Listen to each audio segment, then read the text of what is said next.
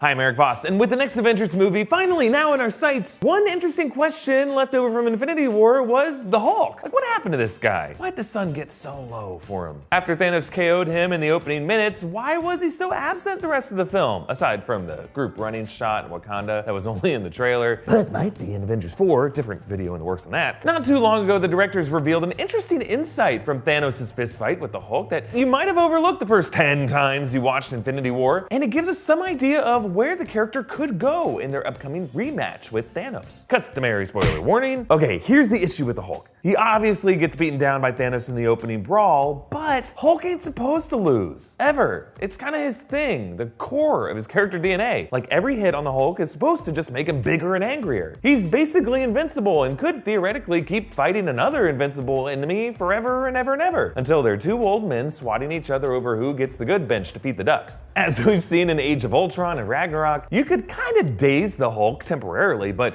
really he's gonna come roaring back even more pissed eventually. The classic way to tame the Hulk is to go the opposite direction, emotionally. Appeal to his soft side, like Black Widow doing that weird sun's getting real low lullaby. But in Infinity War, Thanos knocks him out cold. So cold, in fact, that the Hulk refuses to come out again for the rest of the movie. Come out! Come out! The Russo brothers have explained that it's not that the Hulk is scared. According to them, Hulk is just tired of playing hero to Bruce Banner. It's a dysfunctional relationship between the two entities, and the Hulk is no longer interested in letting Bruce use him to solve his problems. And now we have a better understanding of why Thanos was able to beat the Hulk in their fight. Here's what the Russo brothers said in an interview. Hulk is obviously very powerful, but he's a little mindless in his fighting style. It's aggressive, it's pummeling. Thanos is a Genghis Khan of the universe. He's a very skilled fighter and equally as strong. So when you put those two up against each other, the more skilled fighter is going to win. Which is why the Hulk has a moment where he overpowers Thanos, but ultimately Thanos is smarter. Ah, sorry Hulk, it sounds like you're just too stupid. Yeah, tired of playing hero is exactly why I don't do crossword puzzles. The Russo's remarks led us to re-watch the fight scene closely. Indeed, in the first few blows, Hulk does appear to overpower Thanos. You can actually see the precise moment they added where the Hulk squeezes Thanos hard enough to make the Mad Titan growl in pain.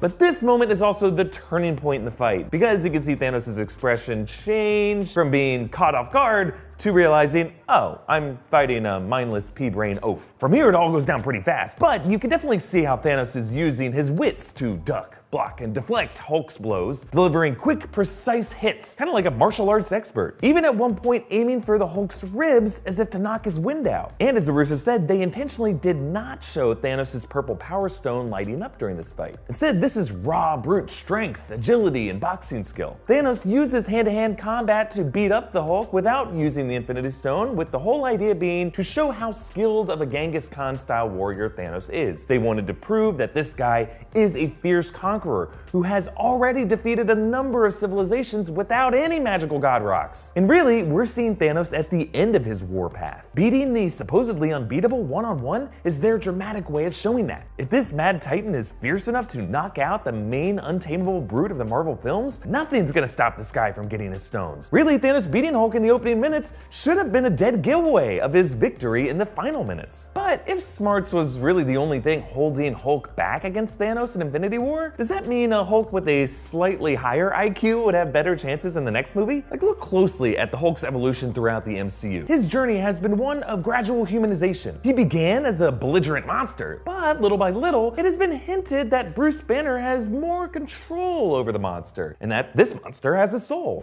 That's my secret, Cap. I'm always angry. Puny god.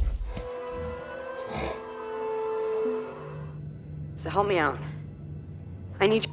And by the time we get to Thor Ragnarok, the Hulk is forming complete sentences. With terrible grammar, but complete. And it's leaps and bounds from the dum-dum he was smashing through the helicarrier midway through the Avengers. I mean, in that scene, he might as well not even have a face. He's basically a boulder. And think about it, Hulk being tired of playing hero is a pretty sophisticated emotion. And based on the little that we've seen for the next Avengers movie, the guy is certainly becoming less mindless. It actually looks like the movies might be heading toward the Professor Hulk incarnation of the character from the comics. In issue 376 of the Incredible Hulk run, titled Personality Conflict, all of Bruce Banner's conflicting personas merge into one big Hulk. With the intelligence of Bruce Banner, he can talk, he's just as smart, but he still has the childish brute body of the Hulk. Seeing Professor Hulk in the next movie would, in a way, not only close out Bruce Banner's arc from mindlessly failing against Thanos at the start of Infinity War, but also close out the arc from the I'm always angry moment back in the first Avengers, finally revealing the mad scientist and the beast within as one harmonious entity. Do you think the Hulk is more interesting as a monster willing to bench himself, or as an infinitely uncontrollable rage monster? Comment down below with your thoughts, and follow New Rockstars on Twitter at New Rockstars, and for updates on our videos, follow me on Twitter and Instagram at EA Voss. Subscribe to New Rockstars for more Marvel theories, and support us on Patreon. Big thanks to Kelly Hopper for all your support. And this has been fun. I'm gonna grab some food because that's the thing about me.